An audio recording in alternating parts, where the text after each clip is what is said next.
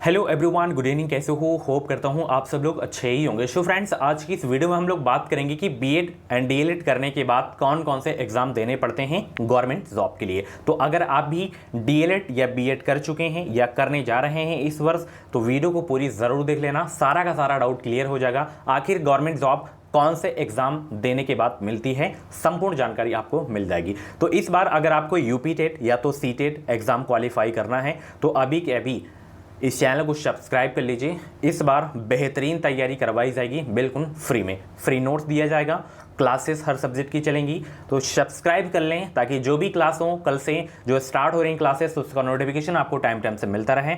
कुछ भी डाउट है तो टीचिंग एग्जाम से रिलेटेड, तो आप लोग मुझे इंस्टा पे फॉलो करके वहाँ पे मुझसे बातचीत कर सकते हैं। चलिए, सबसे पहले हम बात करेंगे बीएड के बारे में कि बीएड करने के बाद कौन कौन से एग्ज़ाम देने पड़ते हैं गवर्नमेंट जॉब लेने के लिए। देखिए, अगर आप लोग बीएड करते हैं तो आप कहाँ कहाँ एलिजिबल हैं ये आपको पता होना चाहिए। अभी तक बीएड वाले बच्चे पीआरटी में भी थे शामिल, यानी कि प्राथमिक में, अब हटा दिया गया है।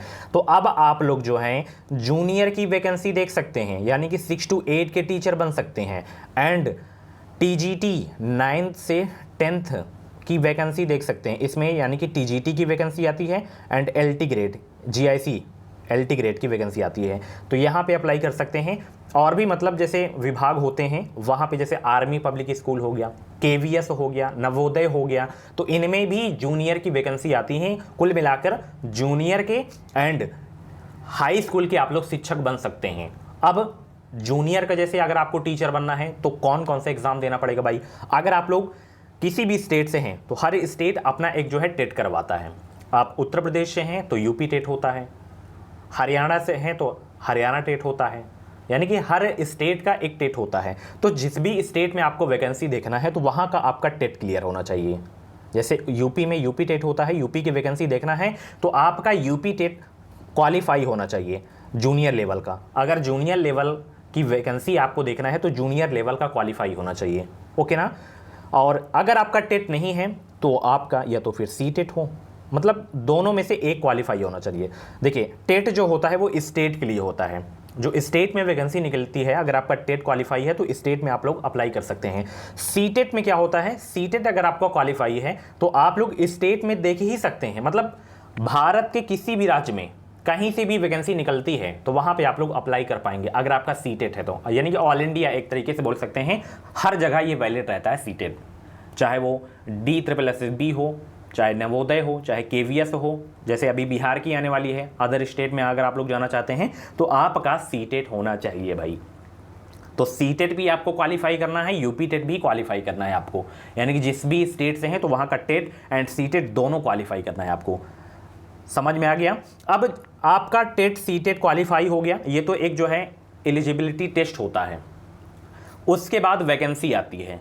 मान लीजिए जूनियर की वैकेंसी आ गई तो उसका एक अलग से एग्ज़ाम होता है, उसी का अंक जुड़ता है मेरिट में, यानी कि जिसे आप लोग सुपर टेट एग्ज़ाम के नाम से जानते हैं। जूनियर की भी मैं बात कर रहा हूँ, टीजीटी की नहीं बात कर रहा हूँ, जूनियर की बात कर रहा हूँ। तो उसमें एक सुपर टेट एग्ज़ाम होता है, ठीक है। तो अगर उस एग्ज़ाम को आप लोग क्वालिफाई करते हैं बेहतरीन अंकों से, तब आपका फाइनल सिलेक्शन उसी के आधार पर होगा, ठीक है। ये तो बात थी जूनियर की। अब हम बात करते हैं टीजीटी की। देखिए, टीजीटी का एग्ज़ाम देना है, यानी कि कक्षा 9 व 10 का शिक्षक अगर आपको बनना है, शिक्षिका बनना है अगर आपको, तो आपको जो है टीजीटी का एग्ज़ाम देना पड़ेगा। इसमें टेट सीटेट अनिवार्य नहीं होता है, केवल एक ही एग्ज़ाम आपको देना पड़ता है और एक सब्जेक्ट से इसमें आपको एग्ज़ाम देना पड़ता है। सपोज आपका ग्रेजुएशन में इंग्लिश है तो इंग्लिश के आप लोग टीचर बनेंगे। सोशल साइंस का टीचर बनना है तो geography, economy, polity and history, ये 4 सब्जेक्ट में 2 सब्जेक्ट आपका होना चाहिए। मतलब टीजीटी के अगर आपको वैकेंसी देखना है तो आपका सब्जेक्ट कॉम्बिनेशन भी होना चाहिए, तभी आप लोग टीजीटी के लिए जो है एलिजिबल हैं, एलटी ग्रेड टीजीटी के लिए, ठीक है। 9th 10th के बच्चों को पढ़ाना है तो आपका सब्जेक्ट कॉम्बिनेशन होना चाहिए। तो एलटी ग्रेड की वैकेंसी जब आती है, टीजीटी की वैकेंसी जब आती है, तो इसमें एक ही एग्ज़ाम होता है, ठीक है ना। टेट सीटेट इसमें नहीं मांगा जाता है, ओके। सारा का सारा डाउट क्लियर हो गया कि बीएड वाले बच्चे 6 to 8 एंड 9 से 10 तक के जो हैं बच्चों को पढ़ा सकते हैं, टीचर बन सकते हैं। अब जो 11 से 12 होता है, जैसे पीजीटी जिसे बोलते हैं, तो उसमें आपका पोस्ट ग्रेजुएशन होना चाहिए। क्या होना चाहिए? Post graduation, MA, MSc, MCom कुछ भी आप लोग किए हों।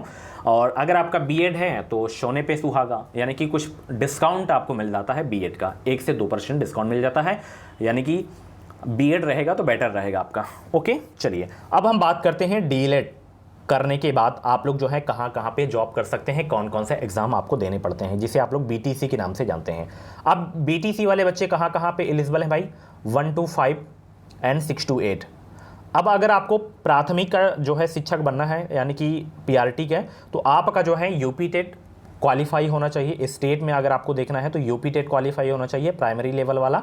अगर जूनियर की वैकेंसी देखना है तो आपको जूनियर का टेट आपको क्वालिफाई करना होगा। अगर टेट नहीं क्वालिफाई है तो फिर सी टेट आपका क्वालिफाई होना चाहिए, ठीक है। बीटीसी यानी कि डीएलएड के नाम से जिसे जाना जाता है, अगर आप लोग इसे करते हैं तो अदर स्टेट में आप लोग अप्लाई कर सकते हैं।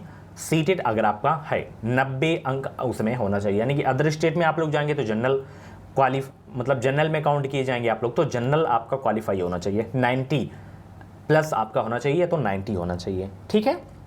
तो डीएलएड करने के बाद 1 to 5 एंड 6 to 8 के लिए एलिजिबल हैं। पहले टेट या तो सी टेट क्वालिफाई करना होगा, फिर जब वैकेंसी आती है तो इसका जो है सुपर टेट होता है, प्राइमरी का भी एंड जूनियर का भी। अगर सुपर टेट एग्जाम क्वालिफाई करते हैं तब आपका उसमें फाइनल सिलेक्शन होगा। ओके, होप करता हूँ सारा का सारा डाउट क्लियर हो गया होगा कि बीएड करने के बाद आप लोग कौन कौन से एग्जाम देंगे और कहाँ कहाँ पे जॉब कर सकते हैं। एंड बीएड में एक और वैकेंसी आती है बीईओ की, खंड शिक्षा अधिकारी की, बहुत ज़बरदस्त पोस्ट होती है अपने आप में ये। बीईओ की वैकेंसी आती है खंड शिक्षा अधिकारी की। बीएड करने के बाद आप लोग यहाँ पे अप्लाई कर सकते हैं और डायरेक्ट अधिकारी बन सकते हैं, ठीक है। तो कुछ भी डाउट्स रह गया हो तो आप लोग कमेंट बॉक्स में डाउट क्लियर कर सकते हैं। चैनल को सब्सक्राइब कर लेना, और कल से UP TET and C TET exam की जो है तैयारी करवाई जाएगी हमारे चैनल पे। सब्सक्राइब कर लीजिए और वीडियो ज़रूर देखिए, हेल्प मिलेगी। जैसे मैं UP TET and C TET exam को क्वालिफाई किया हूँ, वही तरीका अपना एक्सपीरियंस आपको शेयर करूँगा, ताकि आपका भी पहले ही प्रयास में UP TET and C TET exam qualify हो सके। बेस्ट बुक के बारे में जानना है तो दोपहर वाली वीडियो आप लोग जाके देख लेना। तो चलिए मिलते हैं अगली वीडियो पे। Thank you so much, thanks for watching my video.